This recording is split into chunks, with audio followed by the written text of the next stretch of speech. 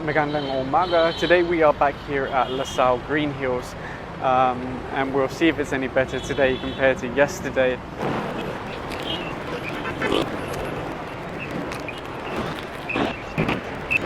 Now, one thing that many people have said is just force all the cars to go inside and unload there, which is a valid idea, but the problem is with the way they've got it set up inside right now, they just can't handle the volume. And to give you an idea, just behind their wall at the front here is parking.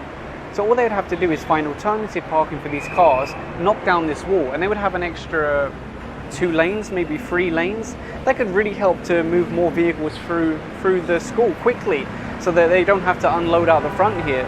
I honestly can't understand why they haven't done that already. Well, I have to say that was much more impressive than yesterday, although look at how many minutes it took to make that happen. So here's something that people complain about quite a lot. It's these tents that people put in the road, blocking the road. I was also curious, we were just driving past and then we saw that all these tents are being erected, and of course they're going to block the road for how many days, we don't know. It's a very curious thing. The irony, of course, is that this is a local government, and if it was your car that was stopped here, you would get towed away. But then if it's their tents, they'll block off like a whole road or a whole lane for how many days. So it's a bit unusual. Well, it's not unusual. I wish it was unusual. Right now they're trying to get the attention of the owner of this vehicle. Otherwise they're going to have to tow it away for illegal parking. You can see there is a sign up there that says no parking. It looks like it's just come out now though. I think they're going to be issuing a ticket for illegal parking. He won't get towed since he has appeared, but there will be a ticket.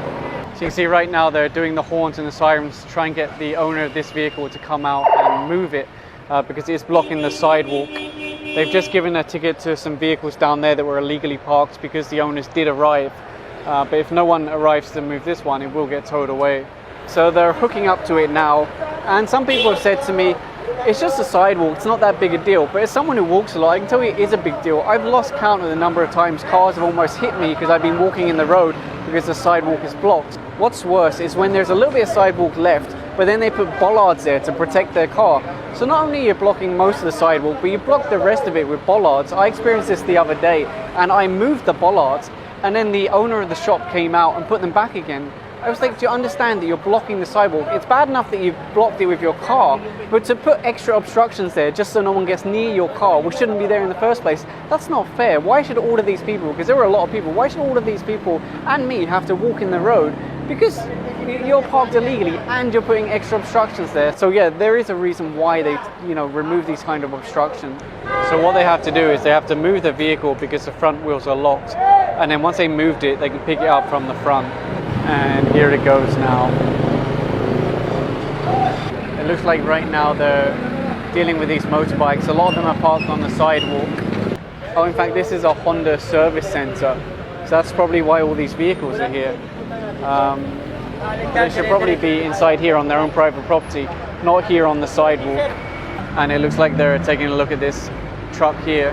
I don't think there's any driver. Oh, in fact, that might be the driver up there. So he'll just get a ticket and then he can move it instead of being towed. They've been doing the sirens and the horns for a while now, trying to get the owner of this car to come out. I'm not exactly sure where the owner is, but if they don't appear soon, it will get towed away. Of course, if you're a pedestrian walking along the sidewalk, again, you're going to be blocked. You're going to have to go in the road. So that's why this one's being towed away. Now, some people have asked me, how do you know if it's an MMDA accredited tow truck? And I'm going to show you. First of all, you're going to see this logo. You're going to see this logo either on the doors or on the side or on the front. Then you're going to see the hotline number here, MMDA hotline 136. And then you're going to see this information here, which tells you how much it charges you and the company information. So that's what you look for to know that it's a MMDA accredited tow truck. Now, there are LGUs who also operate their own tow trucks, and they work under their own guidelines, their own rules, etc. But if you want to know if it's an MMDA accredited tow truck, that's how you can tell. You can see right now the enforcer's pointing out that there's already some existing damage. They should make a note of that, because if they tow the car and then the owner says, hey, you damaged it, it's good to have a picture of that to prove that it was already like that. So now they're just checking around the other sides also to check if there's any other damage. Looks like there is a bit of a scratch there. it is really important to make a note of these damages before they tow, especially if they can take photos or video, just to prove that, you know, this was done before we even got here. One other thing I noticed with this car is the roof is kind of wavy. Someone said that might be to stop the rain from pooling up on top of the roof. Pretty interesting. I've never seen that before, where the roof is like that. I think this might be the driver that's just come out with the guard, but I think it's too late because they've actually already started towing it. And something we just noticed when the car was moved is that not only was it parked on the sidewalk, but it was actually parked blocking the ramp, the disabled access ramp. So it's like a double whammy, really. And I've now swapped from the MMDA operation to an IACT operation of Tanggal Buluk, Tanggal Usuk. And you can see again they've got the army trucks here to carry passengers that are affected, because once they start their operation, a lot of the jeepneys start hiding. They don't want to ply the road anymore because they're scared they're going to get caught because they know they can't pass the test. So this one, I believe they're loading up, is going to Cubao. There you go, Cubao Aurora. So you can see, just like before, they've got a number of trucks here ready to ferry passengers.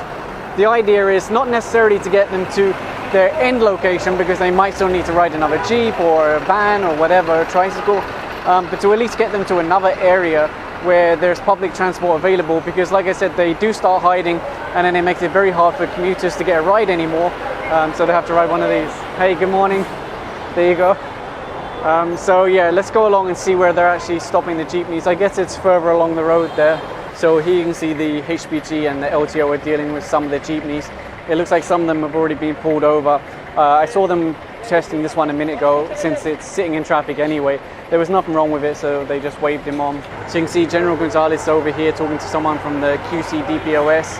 There's more of the trucks here. In fact, I think they came from the other side. This jeepney was just stopped for checking, but I guess there's nothing wrong, so they've waved him on. One of the things I saw mentioned in a post the other day is that some of these trucks, it's kind of hot to ride inside because it's enclosed like that, whereas that one over there, for example, is open.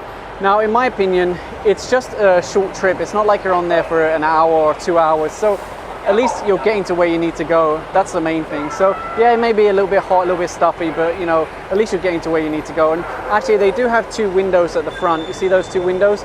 And an opening at the back, so that should at least let some air go through when the vehicle's moving. So right now the LTO are dealing with this one.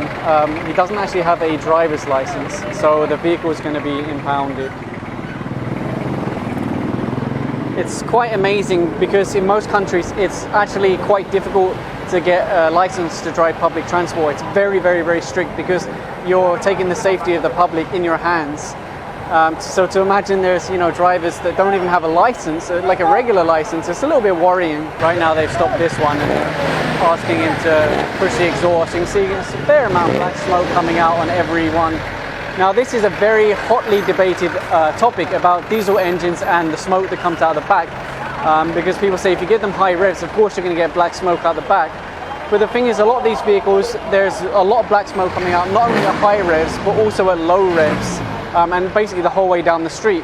Now the thing is, this is not conclusive, this roadside test. This is just an indication. What they have to do is within 24 hours get the emissions tested at an LTO test center.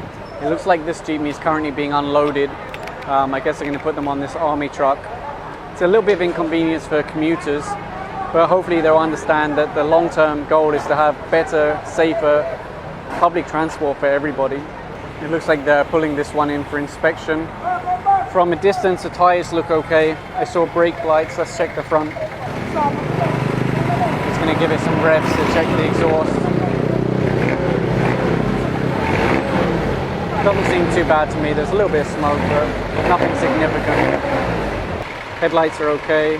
Indicators appear to be okay. Signal lights. Horn is also working. At the back, the signal lights are working. And the brake lights are working. So all in all, this seems like a pretty okay jeepney, to be honest. And there you go, this one's on its way because there's nothing wrong with it. One thing you might notice when you look down the road is there's barely any jeepneys. That's the side effect of these operations, and that's exactly why they have these trucks here to carry people, because when IACT come out, the jeepneys hide. And I just heard an interesting story. Earlier today, the Petron manager reported that some jeepneys had been abandoned in their parking area. Basically what happened was the jeepneys saw the operation. They know if they go past they're going to get caught, so they just dumped them there at Petron. But the thing is, that's private property. You can't just dump your vehicle there. So IACT actually had the vehicles towed away for illegal parking. So that's quite interesting. I just heard about that now. So you can see right now they're dealing with a driver they've stopped. I assume because he doesn't have a helmet. It turns out that he doesn't have a license either. So I think they're going to have to impound the bike. What I noticed is there's like a truncheon or a baton on his bike. So we believe him to be a brown guy to not. I think that's what he said. It's unfortunate, but no helmet, no license. There seems to be too many riders like that. So let's try ride this one to Gobao and see just how the experience is.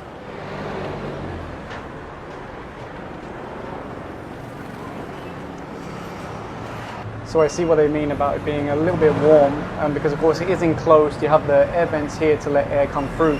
But if the vehicle's not moving, of course there's not much airflow. So yeah, it gets a little bit warm, but it's better than being stranded on the sidewalk for like an hour or 2 hours, or whenever the jeepneys decide to come back out again. One thing I would say is if you want to be cool, you might want to stay by the entrance, because even then, if the vehicle isn't moving, you're still going to have airflow. But if you stay down this side, it's probably the stuffier side. So yeah, just a tip for anyone that ends up riding this.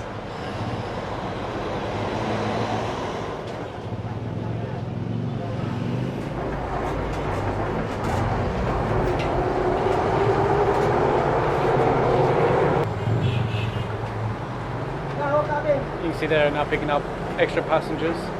Wow, that guy's very good. Just jumped right up, no problem. Now, for anyone who's curious, of course there's no payment involved in this. You can ride it absolutely free.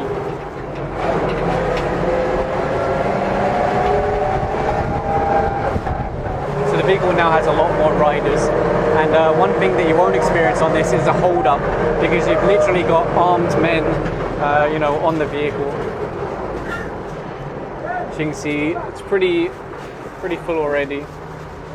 So up there in the distance you can see another truck that's fully loaded by the looks of it. Let's zoom in.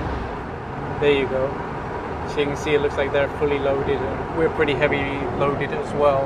Let me show you.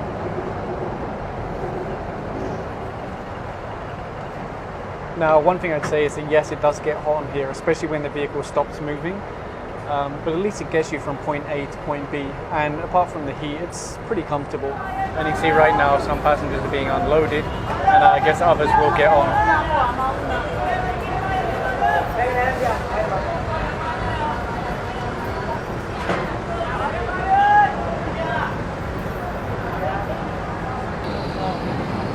You can see there's a lot more people now that they just picked up, and there's another truck over there that's loading up.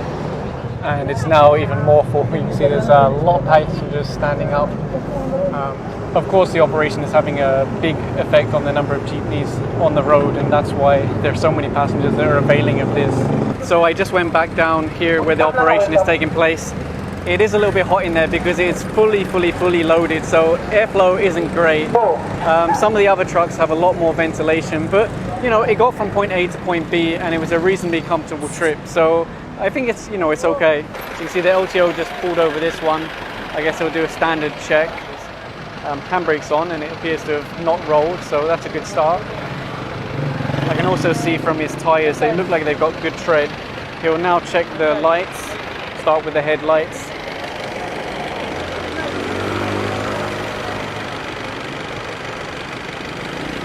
Okay, headlights are on. Check signal light, that one was also working, so I guess he'll check the brake lights and the rear lights. I don't see any brake lights at the back when he broke just then. So they're now working, but it appears that he has a key for different lights. So when he needed the headlights on, he had to do something at the front. When he wanted the brake lights on, he had to do something. You'd think that you'd always have your brake lights turned on, right? So that they're gonna work when you brake. That's the strangest thing I've ever seen. So that was just a quick video to give you an idea of today's operation. This is Sunny, who you've seen in previous IACT videos. If you enjoyed this video, please give a thumbs up and continue watching. Thank you.